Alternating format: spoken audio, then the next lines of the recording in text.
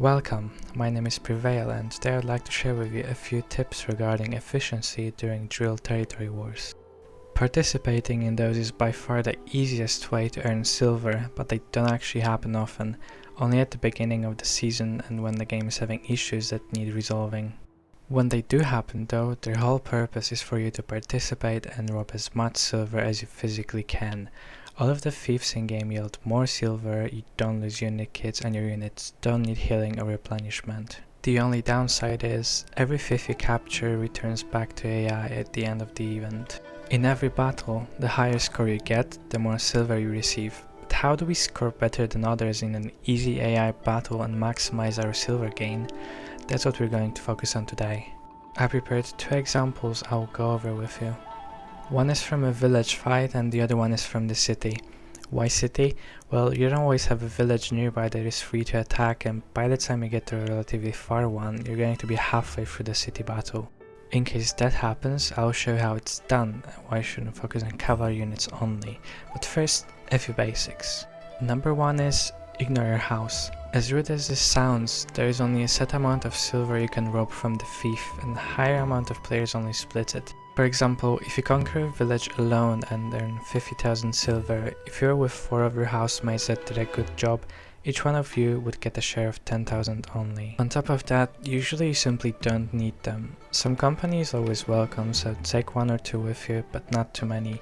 Remember, you want it all to yourself. Pick your fight.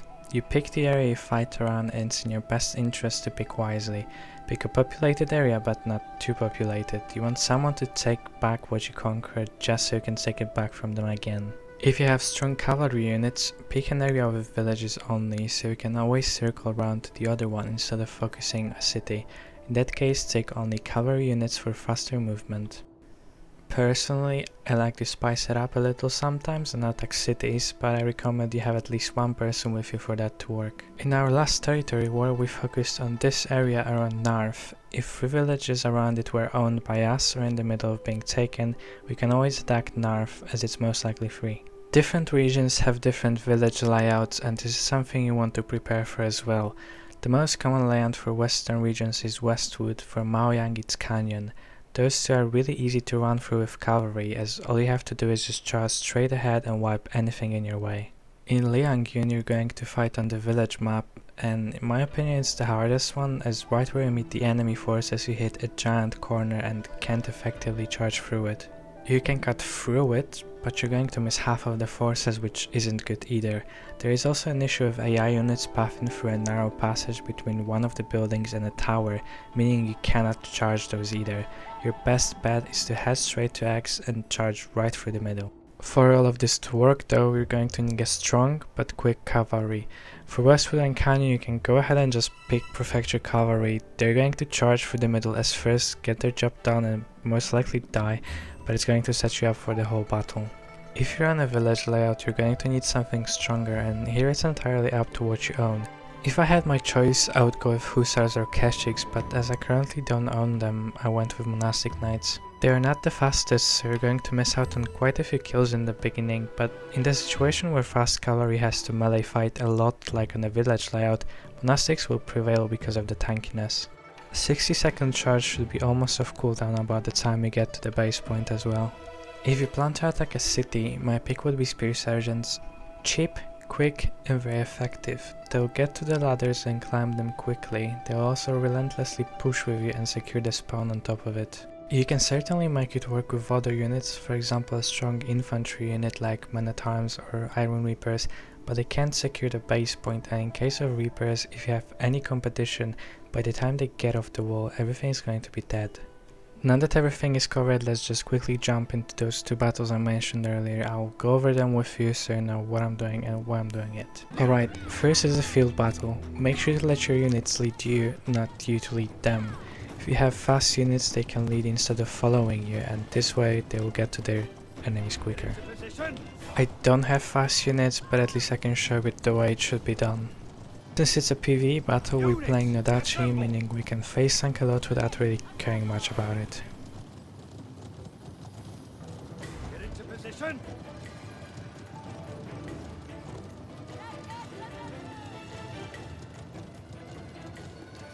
up! Form up! As we get to the corner, we're going to pass it and charge right through the middle. Units, assemble! Get into position! Attack! It didn't quite work out as I intended it to, but you know, that happens. Now let's watch in silence how Keshis are profiting on my bad charge as we pick up the scrubs.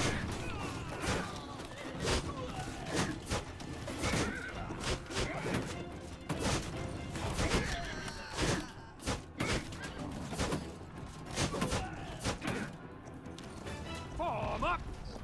Get going! Here we're just waiting for my cavalry to come around. I should have ordered them to attack instead of following me though.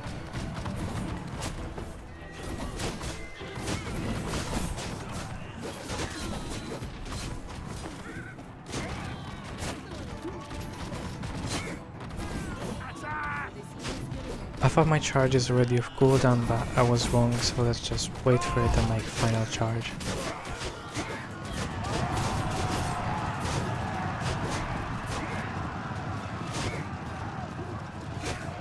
Attack at will!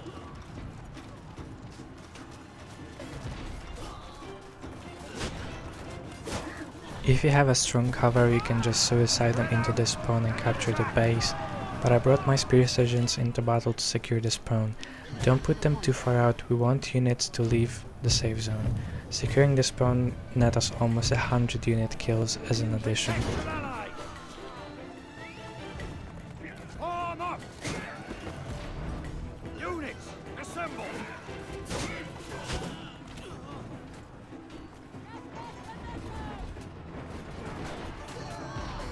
Now into the second battle. We are attacking a level 4 city.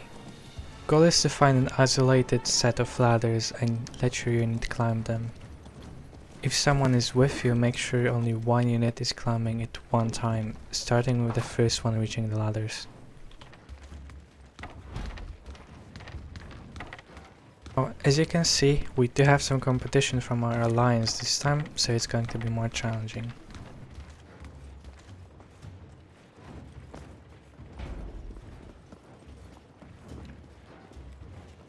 I know I'm with Nadachi, but let's not get too cocky and just let our units climb in peace before we push down.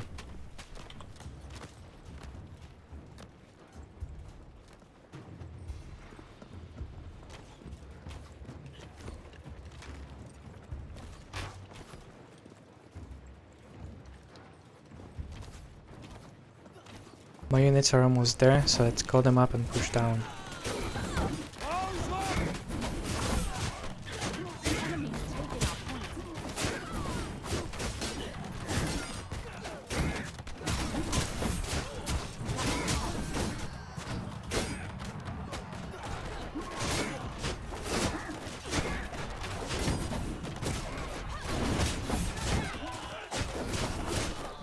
Now that they are here, since they are in cover commander formation, we want to get behind the units so they follow us and clean up what's behind us.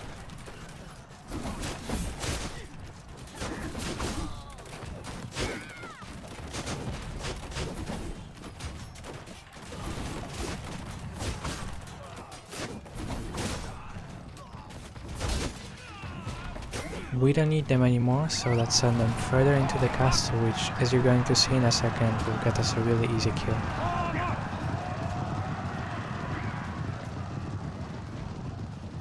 Form up on me! Captured a point.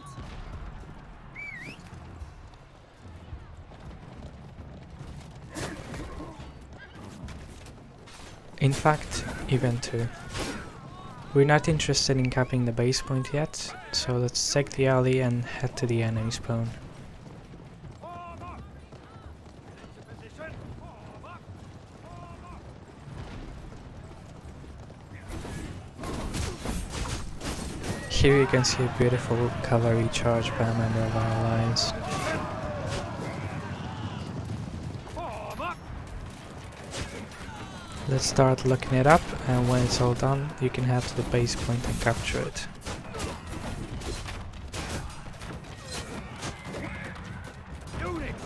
Assemble!